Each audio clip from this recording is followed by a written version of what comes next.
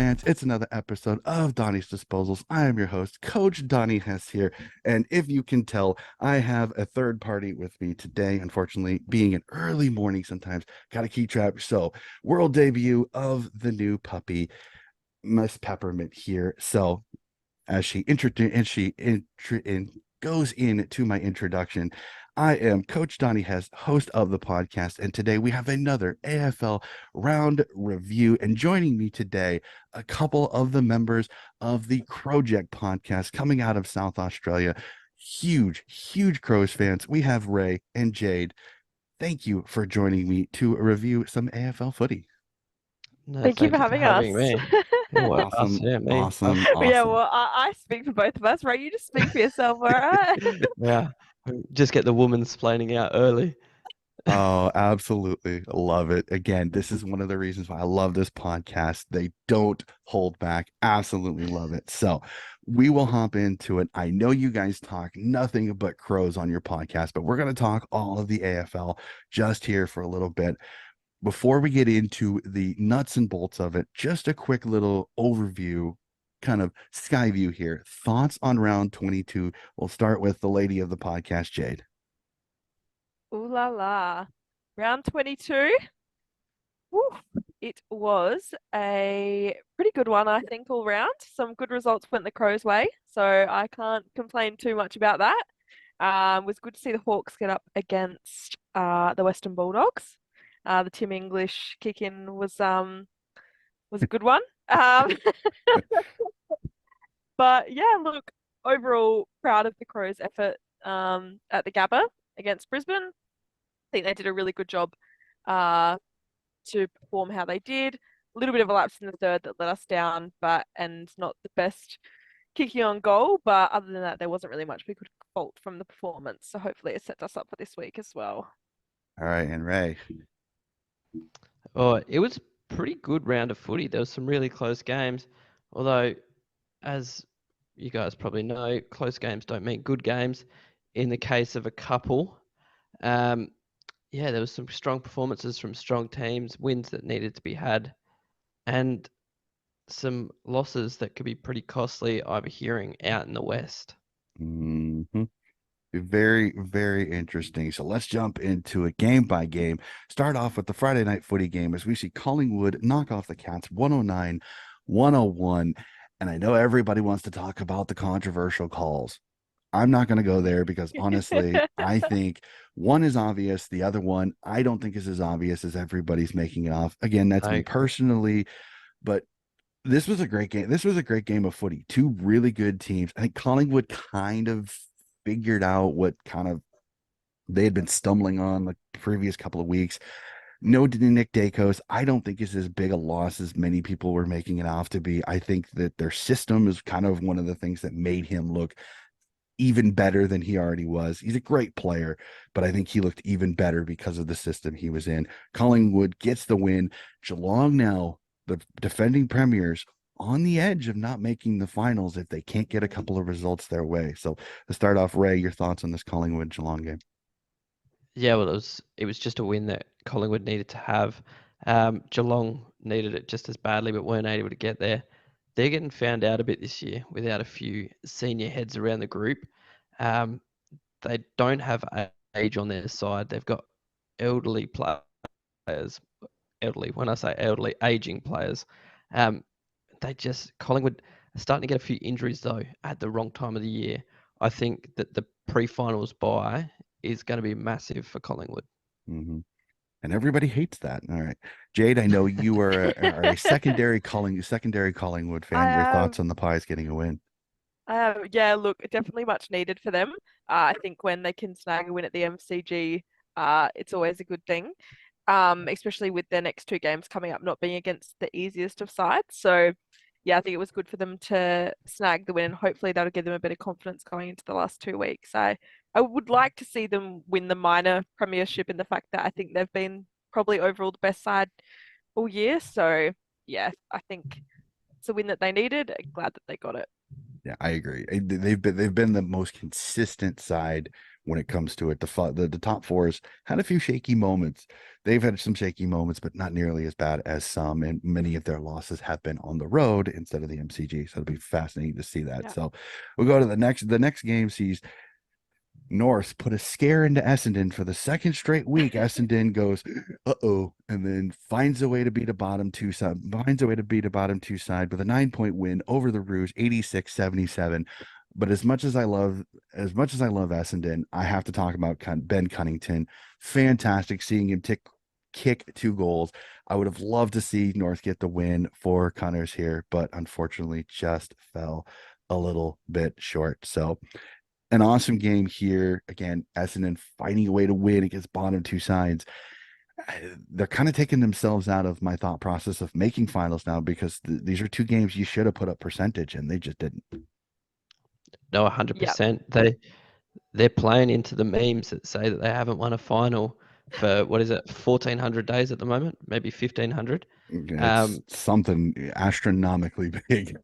Yeah, and performances like this aren't helping North Melbourne, giving their fans a little bit of hope for the future with some strong performances from younger guys. This team's been led by younger players and developing players, so exciting signs for North Melbourne and nothing but danger signs for Essendon. They've got a list that should be competing in the top 4, but they're a very bottom of the top 8 sort of team at the moment.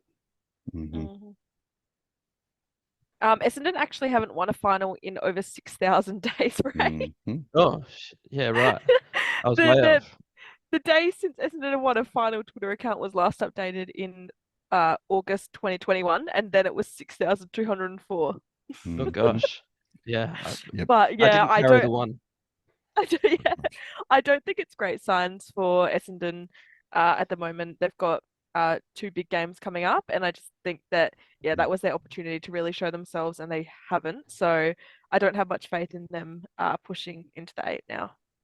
I mean, it was like I said, it was one of those. I kind of felt bad for Essendon because they were in a no-win situation, because Ben Cunnington, who I think everybody respects and loves in the league, Hmm. was it that I think everybody was secretly barracking, even some Essendon fans were secretly Yeah. barracking for North, because they wanted to see that fairy tale ending. Ben Cunnington kicks 2 goals, gets the win, goes to his fishing spot out in country Yep. Victoria, and we never hear from him again, which Yeah. I completely understand and kind of respect, because I maybe being over here in the States is you see superstars that just they blow all their money and then they become bums and everything like that. Where it's like he's gonna go, he's gonna live on the farm, he'll fish, and he'll just entertain his life, and he'll be perfectly a-okay for the rest of his life. And I respect the hell out of that. So we jump to it.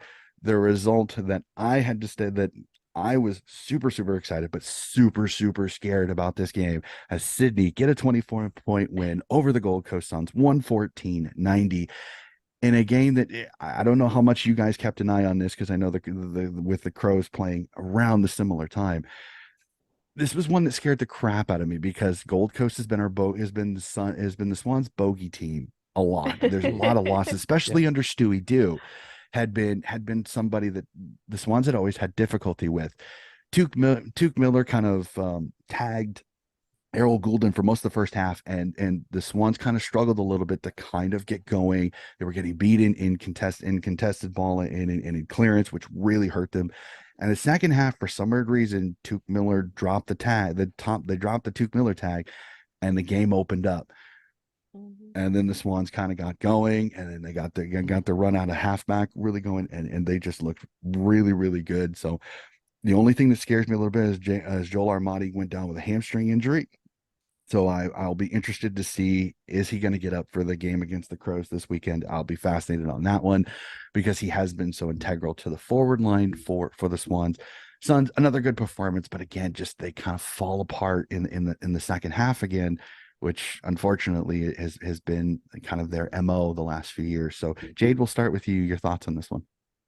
Yeah, I didn't actually catch too much of this one, but kept the an update on the scoreline as I went through. It was quite close most of the game, except for that last quarter. Sydney just kind of blew the Suns away. So yeah, I think that people have probably been a little bit harsh on the Suns this year, and the fact that like they're only like a win behind the Crows and most of the people in that top 8 Mm-hmm. contention. So I don't think they've really had a bad year, but it's just games like this where they could have put a team away. They haven't. So Mhm. yeah, I think they're just not taking the opportunities when they get them. And they're really, when you look at their list, it's not a bad side. Like they've got decent players, they should be, you know, pushing for that top 8, but they're just not quite there yet. Mhm. I agree. Ray? Yeah, so to your point about the Tuke Miller tag on Errol Goulden, I think what it would have been for the Suns is they only went in at 2 points up. So what a tag does around your midfield to the structure and to what it does for what you're trying to do with the football probably didn't seem worth it for a 2 point advantage. So Mhm. they tried to open it up around the stoppage. They've got some absolute hot things in the midfield with Rowell and Anderson and Miller, and then you throw the other guys like Bailey Humphries through there. So you're just trying to open that up, and they got caught, but that's what happens. But the more interesting thing for me on this, and you've probably told your podcast this a million times, why Sydney for yourself? Oh, it's fun. For me, it's one of those where I got into the game as basically a primary school kid. That we had a channel called Fox Sports World, and it played footy, it played rugby, it played cricket, and my father was a huge sport, so he was a huge sports guy, so he always watched a ton of sports, and I got introduced to it. I didn't choose my team until 2016 because of the fact that the channel disappeared when I went into secondary and got into sports, different things like that, and found the Des Moines Roosters, which is my local team here in the city. And from 2009 to 2016, I kept getting the guys in the team like, you got to pick a team, you got to pick a team, you got to pick a team. And kind of the Australian on the team was a North Melbourne supporter. And I've always been one of those with most of my sports teams over here in the States. I like unique nicknames. And unfortunately, Kangaroos is very popular over in Australia. So I kind of nixed North Melbourne. And I kept seeing the Leo Barry mark in the 2005 grand final and Nick Davis's 4 goals against Iconic. Geelong in the semifinal in 2005. And I kept seeing these. I was like, who is this red and white team? So I did some research and then found out, like I said, that they were South Melbourne, moved up to Sydney. And I'm like, that's really cool. Swans. And I kind of went, do I pull the trigger? And I finally went, you know what? I like their style. 2012's grand final I watched, and it was like I was enamored by this hard-nosed tackling, second effort, huge, like blue collar type of performance that they did in the 2012 grand final against the star-studded Hawks of Hodge, Buddy, and everything like that. And I fell in love with the style, and I said, you know what, I pulled the trigger in 2016. I became an international member, and I have not regretted it. So it's one of those, No. a few highlights and a style that I really liked in the 2012 grand final, and I got hooked from there. So sorry to you lovely Crows supporters. It wasn't that I didn't No. like, I don't know, but it was one of those where it's just a couple of YouTube videos and the 2012 grand final kind of hooked me, and I've been on the Swans on the Swans since then. So It's a better story than my uncle is a St Kilda supporter. mhm. And the reason that he's a St Kilda supporter is when he was younger, he used to play for a local team called the Wingfield Saints. Mhm. And every year they'd go to the presentation night and they would play the one grand final that St Kilda won. Every presentation night. So my uncle thought that for those 5 years that St Kilda won every premiership that year. So that's why he supports St Kilda. That's hilarious. Oh, I've heard some very interesting ones. I know with several of the fellow USAFL players is that if their club is a sister club to one of them, Philadelphia is the Hawks. So some of the Philadelphia players are Hawks fans, huge Hawks fans. New York is the Magpies. So I know several people that play for New York that are huge Collingwood supporters. Jacksonville is now the Saints. I don't have as many contacts with them, but I know a few of them are Saints supporters. So there's several. Chicago is the Swans. So I joke whenever we play Chicago, it's like, oh my God, I get to play the Swans. And one year we actually met up with Chicago and I got to play in the Swans jumper, and I had to take a picture. It was fun. So that was, I got a kick out of that. But Yeah. you'd be surprised how many people over here are huge footy heads, but not as much as Yeah. you'd think. So, but Mm. we'll go from this. How about this? Next game. I know it's not the result that you wanted, but let's talk about it. I know you guys love your Crows. They fall to the Brisbane Lions at the GABA by 6, and I'll say this: a huge performance by the Crows. Yes, they fall a little bit short, but the GABA is not easy to play at, and you came so close to getting to dipping the Lions and sending the top four into absolute chaos if this would have happened. Yeah. Oh, 100%. We've the big thing about this game is that we kicked 13 goals, 15. Mhm. So bit of inaccuracy cost us here. A few things just went against us, and you cop that. Really happy with the way that we played. Really happy that we had an injury scare that wasn't so scary in the end. So we love that. Um, you know, that's our biggest loss to a top four team this year. Mhm. 6 points. So we've humped one of them twice. We've come close to Collingwood, who's been the best team in the league. Mhm. And, so if that's the biggest we're going to lose to a top four team this year, you take that. Mhm.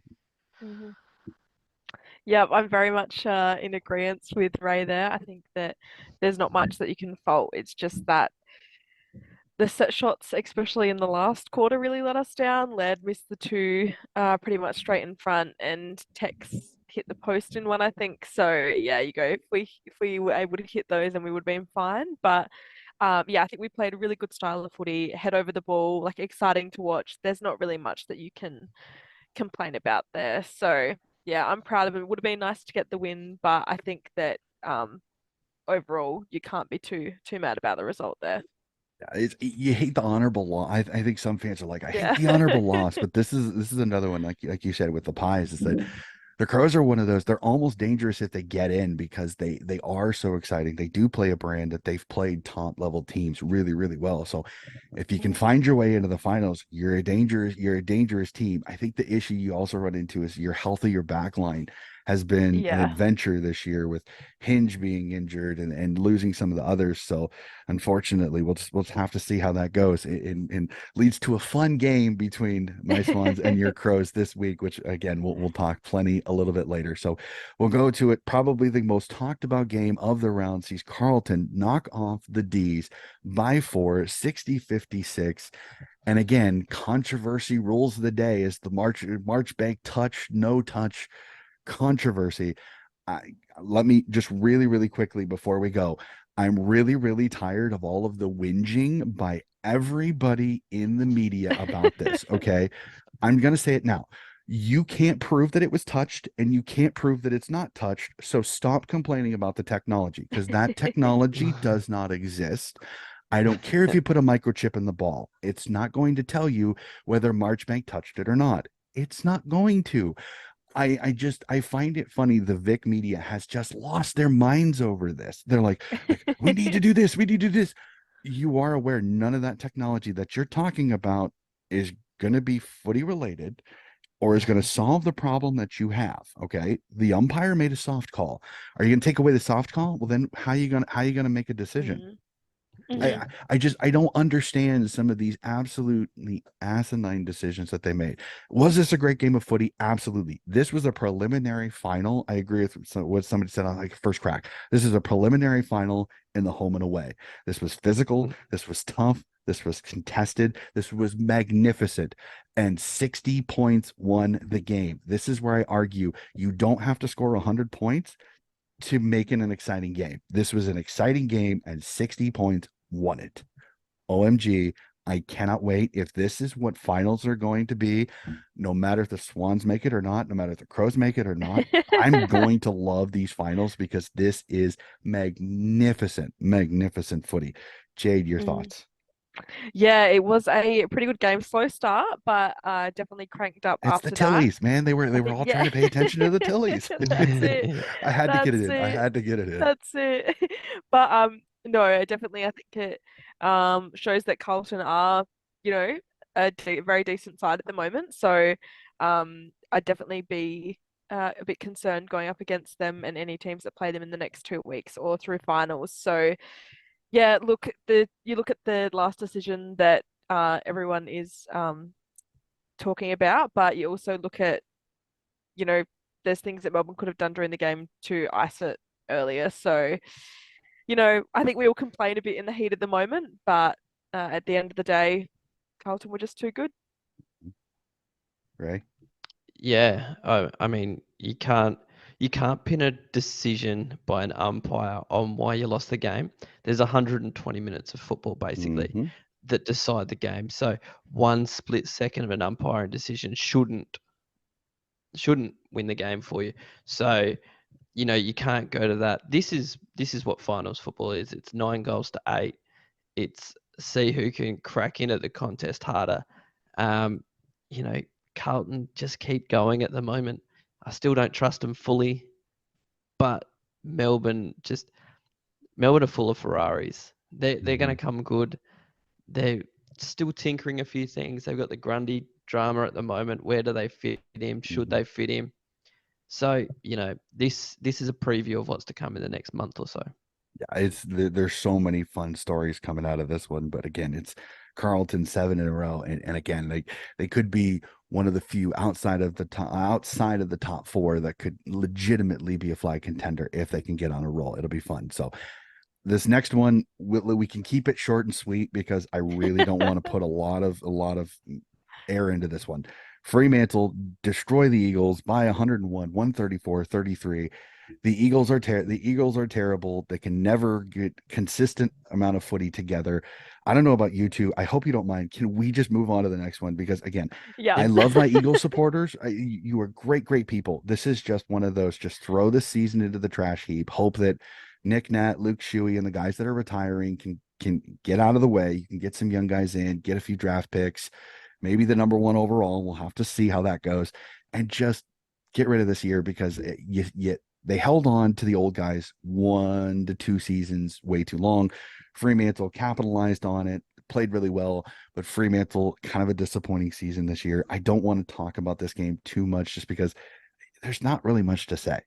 The Eagles were Yeah. terrible. Fremantle Yeah. capitalized. Plain and simple. We move on to the other huge upset of the round. Hi, Peppermint. How are you? As the Hawks get another scalp as they take down the Western Bulldogs 67-64, another cracking tight game.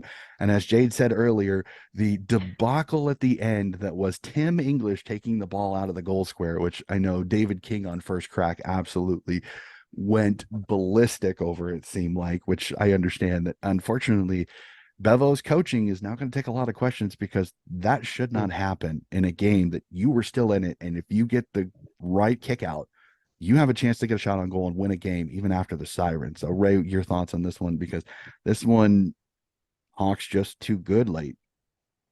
Yeah, so for me, the kick out is more that English wasn't there to mark it. Like that would have been a perfect kick out for. Mhm. They've got Bailey down there. They've got some really good kicks of the footy, really long kicks of the footy out of their back half. If someone was to come out of the square 15 meters and put it into the middle with Tim English in the contest, it's either going to get marked by Tim or brought to the ground where their ground players like Liberatore, Bontempelli, Caleb Daniel, who are the best in the league at first touch possession football, can move them forward and give them a shot to win the game. Libba unfortunately was out with concussion by then. Oh, Unfortunately, sorry. yeah, he got knee. He accidentally got kneed in the head, so he's out this week, which did I think see is a that. huge blow to the doggies in that one. So, Jade, your thoughts on this one? Yeah.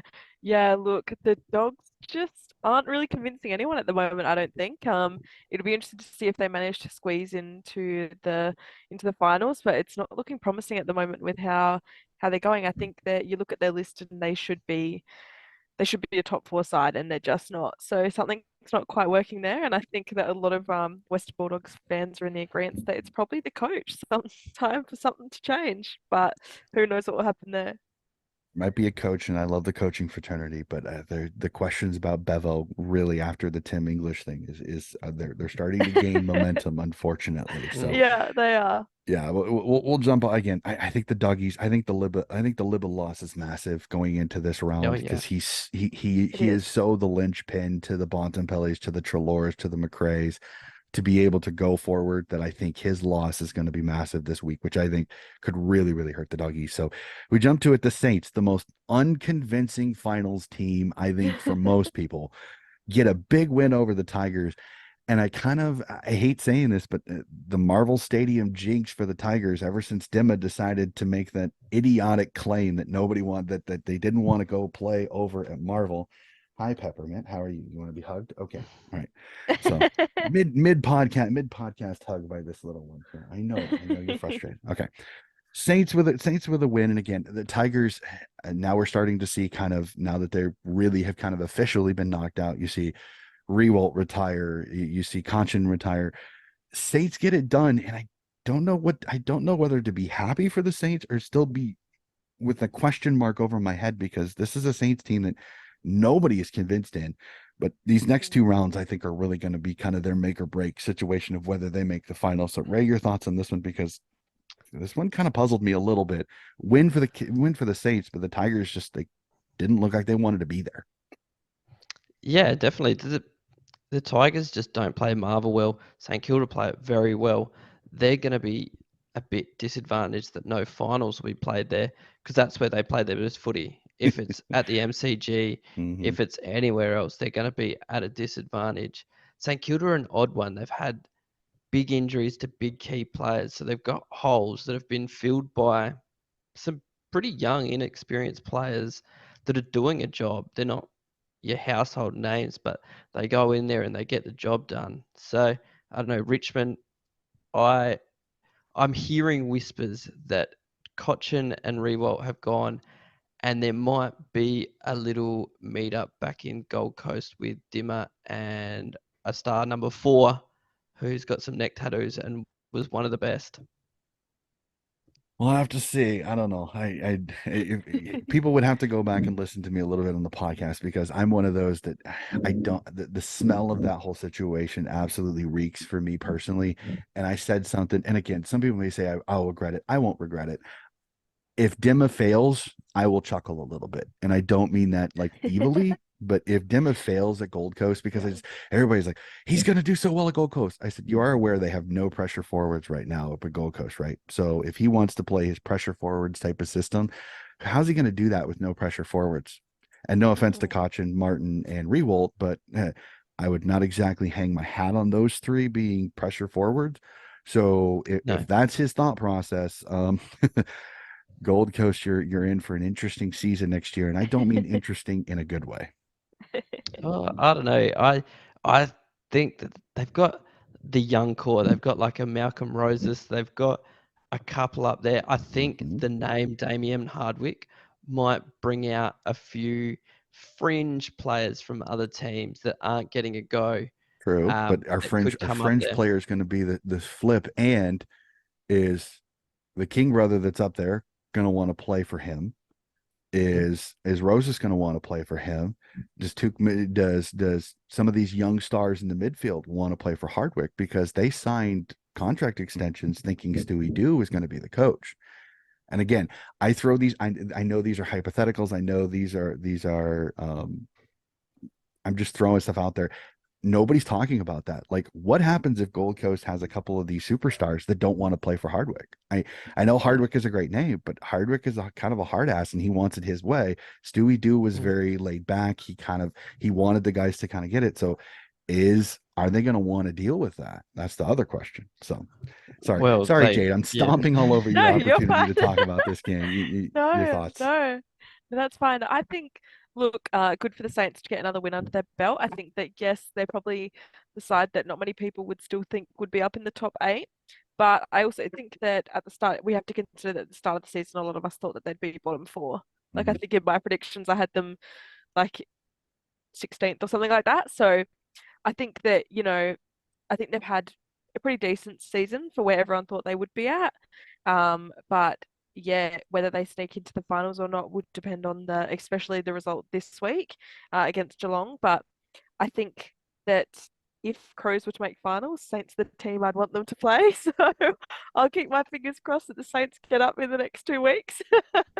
Well, right now it's looking like right now it could be GWS and St. Kilda. It'd be very interesting to watch them over the next couple of rounds, which is a great transition. And I know Crows fans, cover your ears as Port Adelaide get a big win over the Giants, 136-85. And this is a little bit Yeah. of the power kind of coming back to what I think many people saw during that win streak. Again, the Giants have been so good. I think they just ran into a Port Adelaide team that was inspired, and they just played their best type of game. I'm not worried as a Giants fan, as a somebody that keeps track of the Giants as a Sydney supporter. I it's the Carlton game that I'd be a little bit worried about now since Carlton's on a run. But I get Port just too good in this one. So I know this will be like acid coming out of your mouth, Jade, but your thoughts on Port getting a win? Yeah, I actually did go to this game. So yeah, I think Port needed the win. I think there would have been yeah, a lot of questions asked if they weren't able to get this win at home, especially after 4 losses in a row. So yeah, I think the Giants probably just a bit tired at the moment, showing signs of that. But I still think that the Giants could really push the next couple of weeks. And if they do make finals, they're a very, very good team. So I would be scared to play them. That's for sure. Be a tough out. Ray, your thoughts on this one? Yeah, I think it's just a mulligan for GWS. I hold them at a very high regard at the moment in the competition. Port Adelaide are very up and down. I don't Mm-hmm. see really, like, 136 points is a lot of scoring.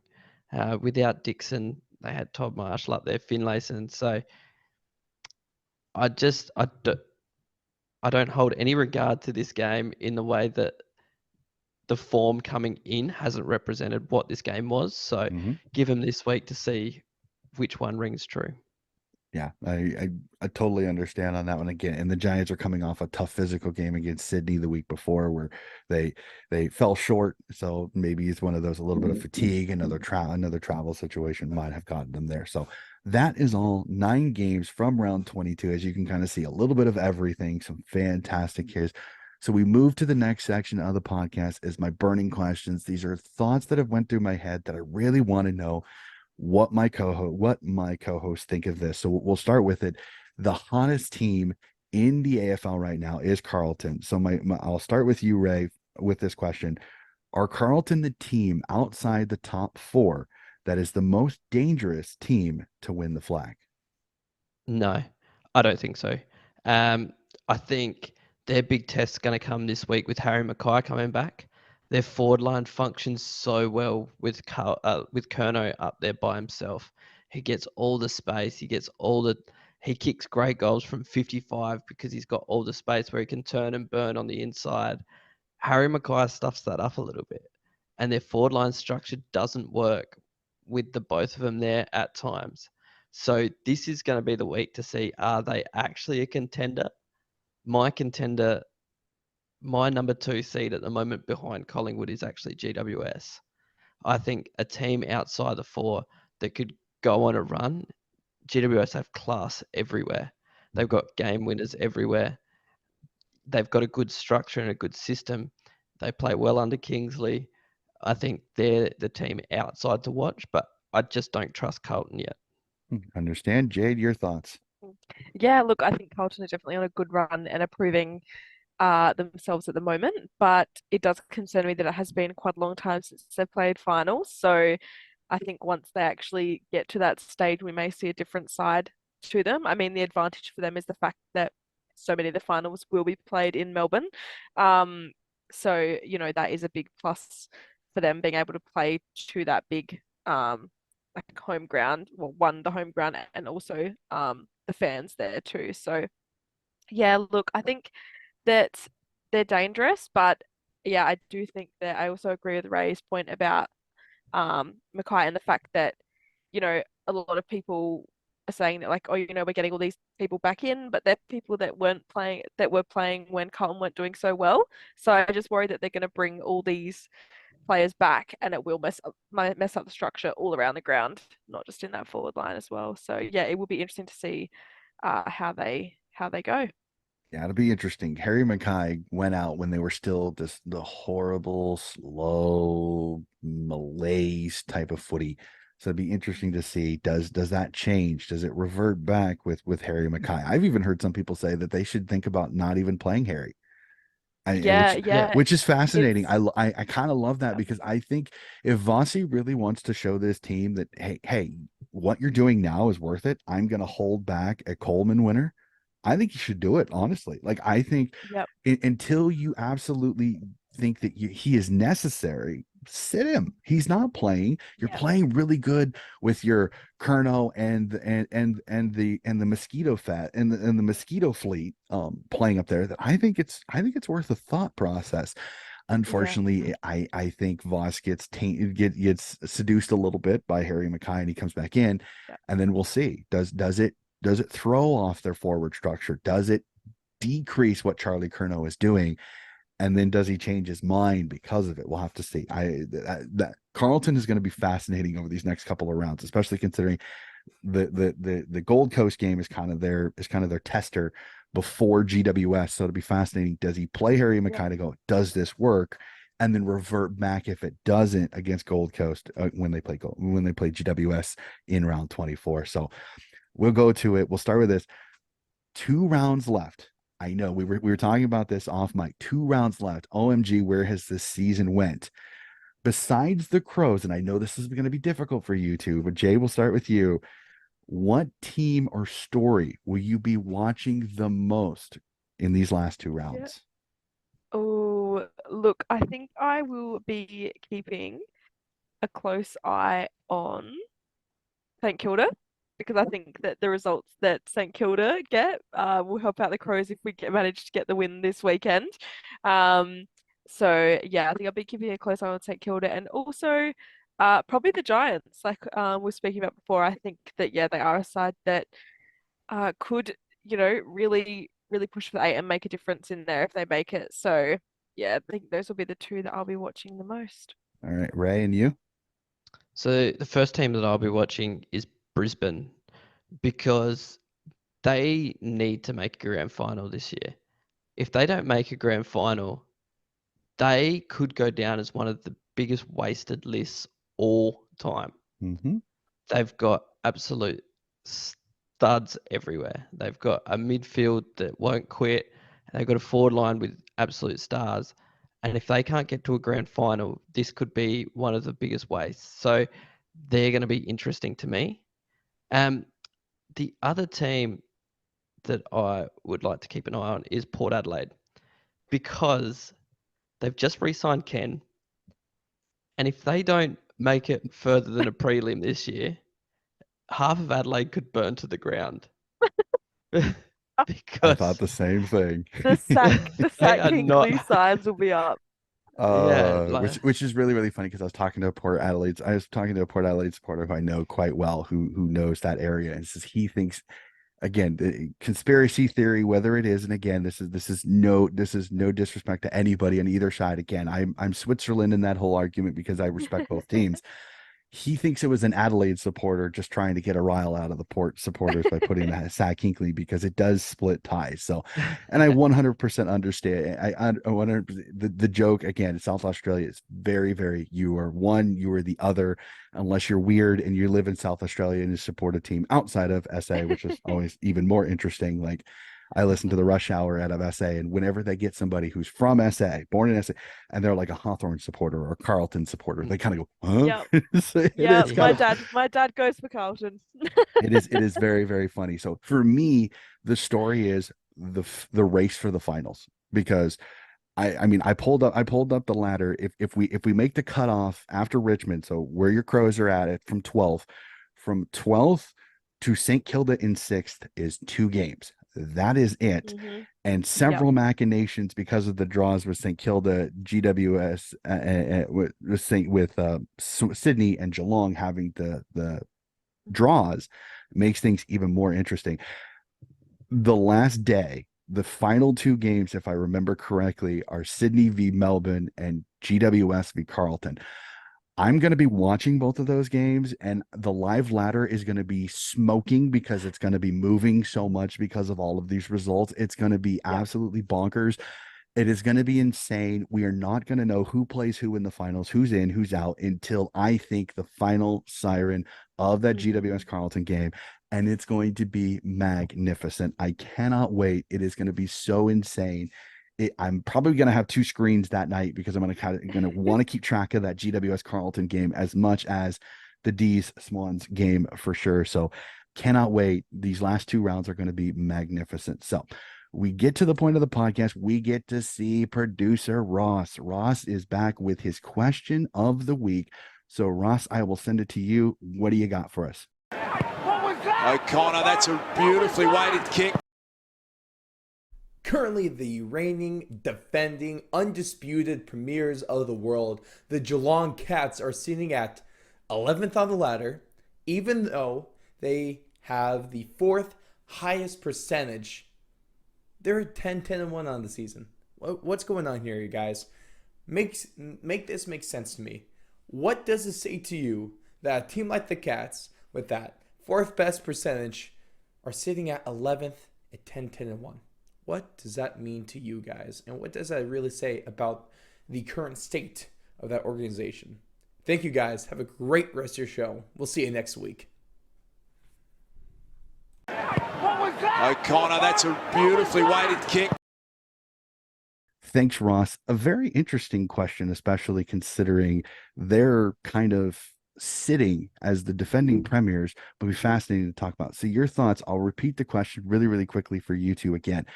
What does it say that we have a team, Geelong, the defending premiers, are 10-1 and have the fourth highest percentage, but are currently out of the finals? Your thoughts, Ray? That just shows the inconsistency, right? So they've been really good and they've been really bad. They've been blown out. But so in games that they've been bad, they've hung around just because players keep them around. But then other times they can absolutely blow you out. Like they had points against us when we went down there where they looked like world beaters and would beat us by 10 goals. But then they had other patches where it looked like we could get back into it and run over the top of them. So it just shows a team that is so inconsistent and is just off a little bit. And that's all it takes this year with the competition so tight. Yeah, Jade, your thoughts? Yeah, I agree with Ray. I think that the percentage, I think it all comes down to them playing at home as well. They seem to really blow teams away score-wise when they play at home, especially the lower side teams. So I think they've probably, I don't know, I feel like whenever you see Geelong play at home, sometimes you see like the 80, 90 point wins. So, and it doesn't seem like it's not like, oh my God, that's a massive win for them. So I think that's probably why they've got a good percentage. But yeah, I'm not surprised to see them drop out of the 8 this year. I think that with the people like losing Selwood and also the fact that their list is very, very old at this point, it's going to be interesting to see how they go next year as well. But yeah, I'm not really surprised with where they're at, and it will be interesting to see if they manage to sneak in or not. Yeah, it'll be fascinating. They have the opportunity. They kind of have their destiny in their own hands, but they may need a little bit of help. So, alrighty, next question. Since I have people on the podcast that are huge supporters of one team, I like asking a question about that. And again, I'm not sending negative juju. This is not the Swans fan trying to take the Mickey out of you, but I have to ask because I'm fascinated on this. If the Crows were not to make finals this year, would you consider this season a failure, Jade? Look, while I'll be devastated if we don't make finals, I'm not going to call it a failure. I think that a lot of us at the start of the year were happy finishing around 10th, 12th. Last year we finished the year with 8 wins. So I think a lot of us were aiming for around the 10 mark. So, I think if we manage to get 11, you're looking at 3 more than last year. If we get the 2 wins, that's 4 more than last year. So I think the signs are good. I think that when you look at the injuries that we've had to our back line, especially in the second half of the season, I probably would have wiped us off like 3 weeks ago. If you told me at the start of the season that this is what our back line would look like now, I probably would have said, oh, we're done. There's just no chance that we're even still fighting for a final spot. So yeah, I think that's how I feel about it. I'm happy. I think we're on the right path. I think I'd be looking at more so next year and saying, if we're not making it next year, then maybe I'd be considering it a bit of a failure. But I think this year, we've done well. We've shown improvement. Most of our games we've played, we've managed to stick with the other teams, especially with the top teams. It's just those couple of sides that always get us, like the Giants. So Mhm. yeah, I think that I'm happy with where we're at, and I don't think it will be a failure. Awesome. Ray, your thoughts? Yeah, I totally agree. This season's not a failure. If we don't make it, next season would be.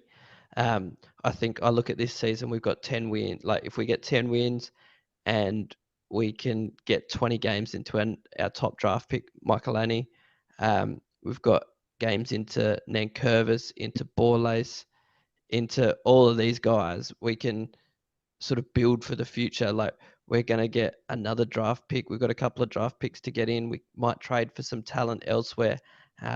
We've got backline issues, but it's Pressure's built diamonds back there. So we've seen Worrell come on and look like a good player at the level. We've seen Borlase come in for his first game, look good at the level. So, it hasn't been bad. So this is definitely not a failure.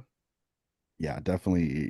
It's definitely for sure. And to make you guys feel better, I had a Swans podcaster on last week, and I asked I asked the same question except for the Swans. So this wasn't a shot at you at all. It was just one of those that, especially with the people in this area, is that sometimes some fan bases, if you don't make finals, it is a failure. It is a failure. You did not get to the. But for me, I agree with you guys. Like, there's a lot of young talent on this team. I think it's going to need just a little bit more growth time. So even if you don't make the finals, there's still a lot of positives. And if you do make finals, the best part is you get a few more training sessions into your young guys. They get finals footy experience no matter what happens, Yep. win, lose, draw, doesn't matter. That's valuable for a lot of teams. If you do get that finals experience. That's why there's people that are like, well, if we get finals and get beat, I would have rather just missed finals than get in and get beat. Yeah. No, because you don't get extra trainings and you don't get that finals type atmosphere in a game. I totally disagree with that argument when people put that up. I think it's ridiculous. Yeah. I think that's you just being butthurt as a fan because Yeah. your team didn't go far in the finals, so you're just going to whine that you didn't want to make it. It's like, no, you wanted to make the finals because then you get one more week of footy at least. So Yeah. as much Yeah. as I appreciate that sometimes fan bases can be a little, come on, pull your head in, dude. Seriously. Yeah. Finals footy around Adelaide. If Port Adelaide and Adelaide are in the finals at the same time, this place is a buzz. Doesn't Mhm. matter who's playing who, where they're playing. There's planes going wherever the teams are Mhm. playing. This city is just a different place when it comes finals. Yeah. Mhm. Awesome. So we'll go to a little part of the podcast. I kind of take over just the littlest bit, but I'm going to get you guys involved so you're not just sitting there going, come on, coach, seriously. So what I do is I do a team of the week. I do a spreadsheet, not a spreadsheet, but I go through the statistics. I go through the games each a little bit, and I pick out players from all the positions, and I put together a top 22 from the round. My kind of how I put it together is a little bit different. I tend to put a little bit more emphasis on goals, goal scoring, different things like that. So here is my team of the week, and I put them in the positions that they normally play as much. So wingers will be in this. So I know it's going to throw some people off, but here it is. Round 20, starting in the fullback line, we see North's Jack Zeeble, Brisbane's Harris Andrews, and Carlton's Nick Newman. At the halfback line, we see St. Kilda's Jack Sinclair, Richmond's Nathan Broad, and Port Adelaide's Dan Houston. In the midfield, and the wings, we see Essendon's Nick Martin and Port Adelaide's Miles Bergman. In the centers, see Sydney's Chad Warner, Port Adelaide's Jason Horn-Francis, and GWS's Tom Green. At the ruck, we see Rowan Marshall from the St. Kilda Saints. Forwards at the half-forward line sees Jeremy Cameron of the Geelong Cats, Frio's Lockie Schultz, and Collingwood's Brody Majacek. And the full forward line sees North Nick Larkey, St. Kilda's Max King, and GWS's Jake Riccardi. On the bench, I put one of each: defender, ruckman, midfielder, and forward. The defender is Jaden Laverde from the Essendon Bombers. The ruck is Luke Jackson from the Fremantle Dockers. North Adelaide's Ben Cunnington. I got to give Cunners a little bit of love here, so I put him in as the bench. And forward from Geelong, Ollie Henry. I know no crows. I'm sorry, guys. Statistically, very even results. So this was not, again, no shots at you. This is so it's just the kind of the way things have. I know it's a lot of names. Really, really quickly, your thoughts on the team I put together again. Mostly about goal scoring, a little bit. Some of the defenders, it's intercept marks, intercept possessions, different things like that. This is how I kind of put it together. It's a lot of fun. Sometimes it causes controversy online and gets me yelled at, but you know what? It's a lot of fun to do sometimes, and it gives me something fun. So your kind of thoughts will start. Ray, your thoughts on that team I put together? I think Nick Martin's a good choice. He's sort of a forgotten player out there on the wing for Essendon. A lot of Essendon players sort of meld into one person. I don't see, they just all look the same in my head. But yeah, he's having a very outstanding season. Jason Horne-Francis can go on the shelf, but that's just personal opinion. Nothing to do with his football. But yeah, no, all in all, other than that, pretty good. Yeah, Yeah. I love that. Yeah, I think go ahead. I was going to say, I think Miles Bergman is a great choice. He had an absolute cracker of a first quarter, 3 goals. Was just, yeah, absolutely insane. So yeah, he played a very, very good game. And I think Nick Newman is another one who goes under the radar a lot of the time, but is very good at what he does. Definitely underrated. So yeah, I think those two, I like those picks. Yeah, he had a fantastic game, and what most people don't realize is he's a former Swan. So Yeah, that's little cheap one there. Sometimes not I always remember. not I everybody remember. remembers that in fact that the Essendon game in 2017 when Gary Rowan kicked the goal after the siren, Nick Newman kicked a goal to cut it to 12 points before Buddy kicked 6 points. And Buddy kicked it behind, making it 5, and then Rowan kicked the goal to win the game. So I was kind of laughed that lovely memory from 17. Nick Newman was one of the ones that got that rally started. So, all right, we jump to power rankings. This is kind of an homage to the fourth and long part of the podcast. He loved doing power rankings every week. So every week after round 5, I do power rankings, but mine is a what have you done for me lately type of power rankings. The last 5 games is what I kind of go off of. And then winning records, like win streaks in a row. So it's going to seem really, really funny. There's going to be some names you're going to go, Coach, what the hell? So here we go. Number 5, the Hawthorn Hawks. Number 4, the St. Kilda Saints. Number 3, the Brisbane Lions. Number 2, the Sydney Swans. And number 1, the Carlton Blues. Yes, I know people are going to listen. Where's Collingwood? Where's Melbourne? Well, they've both lost in the last couple of weeks. So that's kind of how that goes. Again, it's a little odd. It's a what have you done for me lately power rankings, but your real quick thoughts on this, guys. Ray, we'll start with you. Well, obviously you haven't been seeing Christian Petrarca's recipes on TikTok because then he'd be top of your power rankings at the moment. But no, can't disagree with that. All those teams are in ripping form. Sam Mitchell's got the Hawks flying at the moment. They are the giant killers. St Kilda have had a pretty good run, really, with teams to play against. So yeah, can't disagree with that. But yeah, Chef Petrarca should be in there somewhere. I love it. Jade, your thoughts? Yeah, look, I think very much the same. I think the Hawks have managed to take 2 big scalps in the last 2 weeks. So yeah, I definitely think they're a good inclusion, but the rest seems all above board to me. All right, we'll go to it. My favorite part of the episode, and that is tipping. But I'm going to do this. I'm going to pull the Swans Adelaide game for last. We'll save that for last since we have Crows, Swans. It'll be fun. So, first game of the round, Friday night, very close. Collingwood v Brisbane. I know this is your second team, Jade, so we'll let you go first. Pies get it done at Marvel, or does Brisbane go down and get the upset? Look, I think that I'm going to tip the Pies. I think that, well, they haven't beaten Brisbane in quite a long time, so they'd want to be hoping that they'll be able to get the win. They seem to play them at the Gabba a lot, so I think playing at Marvel, hopefully they'll be able to, bank that win in. So I'm going to go for the Pies. Ray? I'm actually disagreeing. If this was at the MCG, I'd be all over the Pies. But since it's at Marvel, roof closed, fast track, Brisbane. This suits them to a T. I think they'll win quite comfortably. Darcy Moore's injury, does he get up or not? I saw him running, but then I see the injury list and he's out for 2 weeks, so we'll have to see. I think he hurts the defensive line of Collingwood a lot, but I still think the Collingwood supporters are going to get there. And I think Collingwood really lives off the energy. Like, you notice when Collingwood goes on the road to the Gabba, to the Adelaide Oval, to Perth, they step back a little bit. They're not the same team as they are when they have that energy of the Melbourne supporter base. Because it's at Marvel, I think it's going to be a sellout. I think enough of the Collingwood army are going to be there. I think they're going to give them that energy. I think they win, but I think this is razor thin. I think this is 2 goals or less. I think this is an absolutely magnificent game.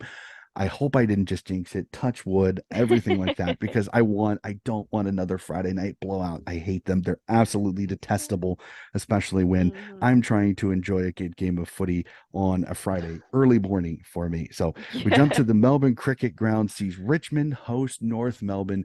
Can the Roos get the upset that they're looking for, or do the Tigers send Rewalt and Cochin out on a bang? Yeah, this one's with a bang for Richmond. I think they're going to win very easily. There's going to be so much fanfare. They'll have a big turnout at a pretty bad time slot, really, for crowds. They're sending off 2 of their best ever. Cochin is one of them. Since Rewalt sung Mr. Brightside with the Killers after the 2017 grand final against us. I don't mention his name, but it shall not be mentioned. Yeah, correct. He's been a great servant for them and for the game of footy. So they'll send them both off with a good win. All right, Jade.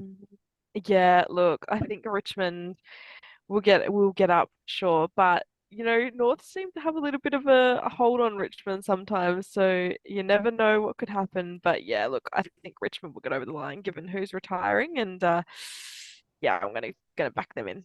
Yeah, because it's the MCG, I'll go Richmond. If it was at Marvel, I'd tip North because again, Richmond just don't like Marvel, so I don't know why, but they don't. So all right, we'll jump up to the Goldie. Heritage Bank Stadium sees the Gold Coast Suns host the Infuego Carlton Blues. I like the Blues in this one. Again, I'm going to keep an eye on, does Harry Mackay come in? And if he does, how does that and does it bugger up everything in the forward line that they have going? If it doesn't, and they get going, even scarier Carlton. If it does Vosser regret it and switch for that GWS game? So I like this. I like the Blues in this one. I think the Suns stay in it till the fourth quarter. So Jade, will go with you. Blues, Suns. Look, I'm gonna go the Suns. I think their last game up in the Gold Coast for the year, so I'm gonna stick with them. I think Carlton are maybe due for that loss. The winning streak, I don't think will go for the whole season. So yeah, I'm gonna back the Suns in for this one. Right? Yeah, I totally agree. I'm going the Suns as well. We've got probably a handful, if not more, players playing for their jobs. Basically, they've got 2 games to prove themselves. To what could be announced as soon as this week that a new coach is headed up there, so they'll be wanting to prove themselves. I think the opposite is to be said. I think Carlton will be with them for 3 quarters, and then the heat and humidity of Queensland will get to them, and the last quarter will become a bit sloppy, and Gold Coast will run away with it by about 20 points. Yeah, it'd be very, very interesting to keep on that. All right, we move up. Giant Stadium sees a cracking game. GWS v Essendon on this one. Ray, your thoughts on this one? Yeah, I expect GWS to bounce back. This isn't going to be a good game for for Essendon. I wouldn't have thought. They they haven't been going real great at the moment, and GWS will want to bounce back after a poor performance here in Adelaide. Right, Jade? Yeah, very much on the same page there. I think Giants got to get up for this one. I think the Giants win this one. I think this is much more of a difficult opponent, and I think Essendon struggle a little bit on that one. So a fun one at Marvel Stadium sees St. Kilda take on the Geelong Cats, fighting off injury. Can they make the finals? Can St. Kilda solidify their final spot? I have the Cats in this one. I think their experience will come in handy. I think the Saints have gotten a couple of nice wins over teams that I think there's no expectations or they've been doubted. I think Geelong finally kind of brings them back to earth a little bit. I have the Cats in this one. So, Jade, your thoughts? Look, I'm gonna go for the Saints purely for my own selfish reasons because I prefer them to win. But yeah, look, I think that you've got to consider there's going to be the roof. I think, St Kilda play there more often. So I think it's going to be quite an even playing field, but I'm going to go with the Saints. Ready, Ray? Me too. Saints for me. Marvel Stadium's the difference here. I agree. So we'll skip over the next one because we're saving that for last for the fun banter. And Marvel Stadium sees the Western Bulldogs versus West Coast. I don't think I'm jumping too far. Doggies win this even without Libba. Have I to. don't think so. Oh, okay. Give us I why, I Ray. actually I actually think that West Coast play very well under the roof. They travel to Melbourne well. The Dogs are going to be injury depleted. They're going to be looking forward, not right now. And I just think after the performance that the Eagles had, there'll be a few players stinging, and with the players that are leaving soon, they want to make a good account of themselves. So I actually think that there could be even a bit of an upset here. Interesting. I like Not a bad shout, but no, Yeah. it'd be interesting. Normally, West Coast doesn't travel well that I've seen, but you never know. I think the Libba loss could be massive. This could be set up perfectly. And then another one, the Giant Killers get another shot to take another massive scalp. MCGC's Melbourne v Hawthorn. I'm going to tip the D's in this one, but I think Hawthorn is up to their eyeballs in this one. I think this comes down late. It'll be fascinating to see how Max Gawn handles Ned Reeves and some of the younger rucks. Can they even it out? And does Finn McGuinness get a tag? And if so, who does he get? It'd be fascinating to see. I like the D's in this one, but I think the Hawks are in it till near the final siren. So Jade, your thoughts? yeah, I'm going to back the D's in as well. I think that Hawthorn maybe getting a little bit tired with how well they've been playing the last couple of weeks. So yeah, I think the D's should get them. Yeah, I think the D's. I think the Finn McGuinness tag's interesting against Melbourne because, as you said, who does he take? And the Melbourne players that you would tag have many strings to their bow and can take him all over the field. So they're not easy to tag against. The only one you really could tag is Oliver. Mm-hmm. But yeah, but D's for me, easy. And for me, I like Oliver, but I don't think he's as damaging as some people make it off. Does he get a lot of clearances? Yes. He's not a scoreboard threat, so I'd be interested to see how he handles it. All right, so the evil enemy of the Adelaide Crows go out to Fremantle at the Optus Stadium. Fremantle Dockers v Port Adelaide. I'm gonna tip Port in this one, but I'm not super confident because again, Fremantle in the confines of Optus Stadium sometimes can pull off big wins. So I'm going to tip Port, but I think this is another cracker. So Ray, your thoughts on this one? Yeah, it kills me to say it, but I'm going to tip Port Power. As you said, the amount of teams that lose after derbies from two team states around here is a baffling number. So after a big win in a derby, they could be on the downslide. So yeah, I think Port Power. All right, Jade. Yeah, I'm going to go for Port as well. I think they'll be wanting to fight for that top two spots. So they can get their home finals. So yeah, I think they should do Rio. All right, we'll get to it. We'll go. I know this isn't the last game of the round, but we got to talk about this. Having two Crows supporters and a Swan supporter here. Crows v Adelaide Oval. Real quick before we do the tips, are you both going to be able to attend this game? I can't. My bloody sister's got her 40th birthday on that night. Oh yeah, you did say that on the podcast. I totally forgot. Yeah, I was like, I and am they gave you absolutely so much there. stick on the podcast for it. I had Yeah. to crack up about that. It was so I gave him even more afterwards. I was like, Ray, come on. But yes, I will definitely be there. I will be there.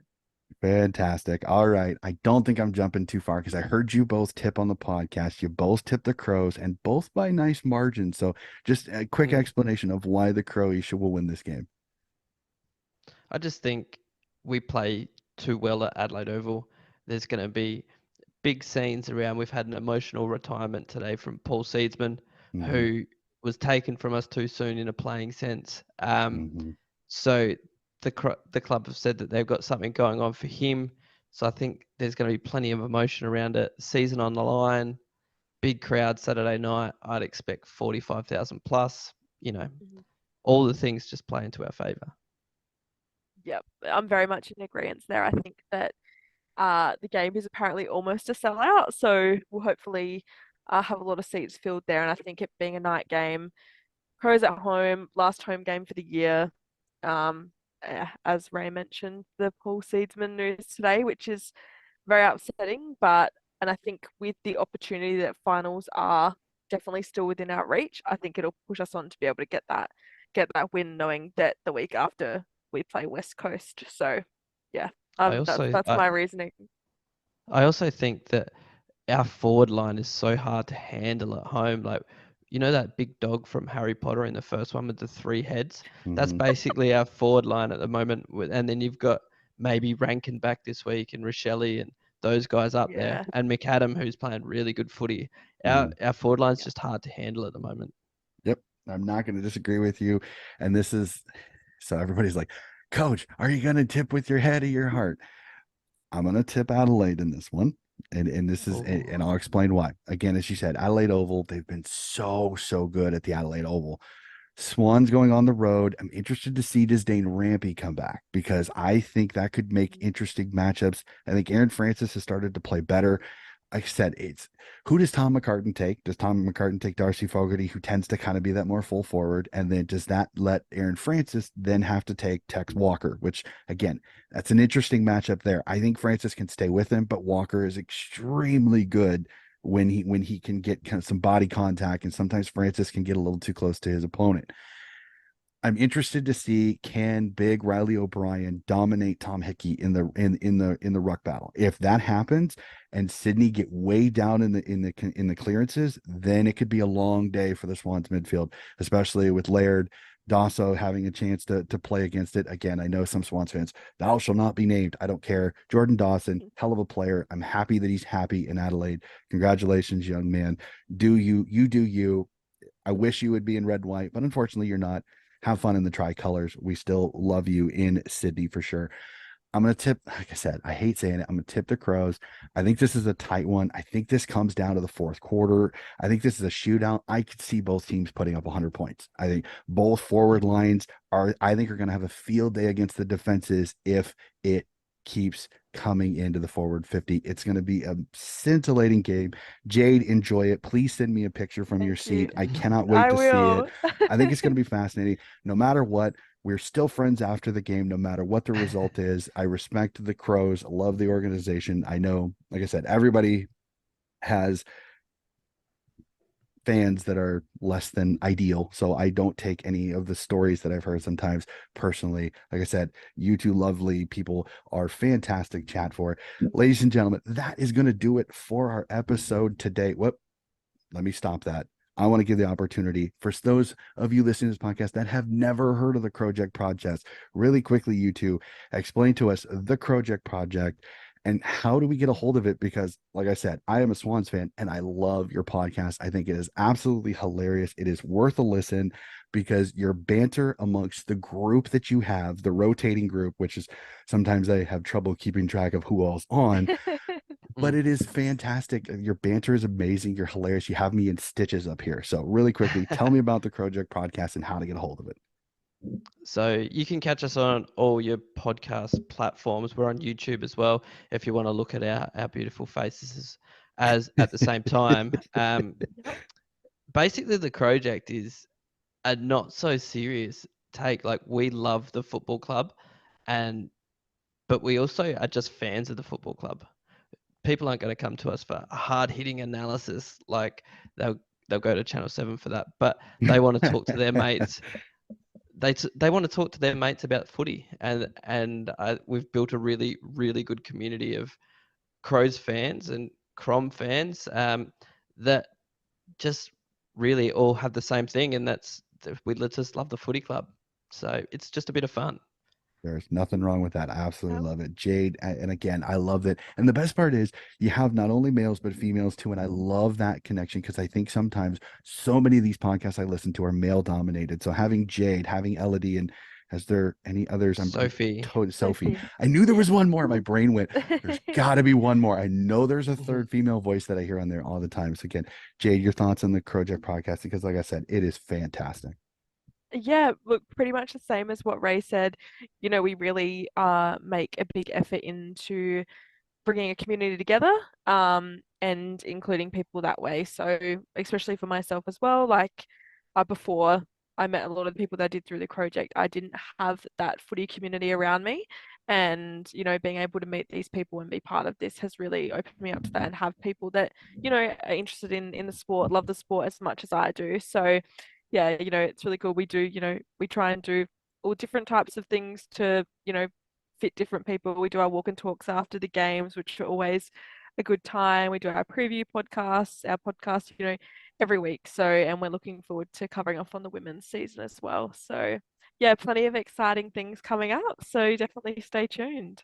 Fantastic, fantastic. And I told Ben this, and I was hoping maybe I could talk you guys into during the buy round of coming on and having me tell you a little bit about footy over here in the USAFL. So if I could sneak that in for an off-season chat, I would love to come on, even if it means We would waking love up at that. 5:30 to Yeah, tell you a little bit about absolutely. footy over here. And the biggest thing is for a lot of Crows fans is that keep an eye on the Austin Crows. They're the best team in Mm, the States, yep. seven-time national champions from Division One. So we'll save that for another time.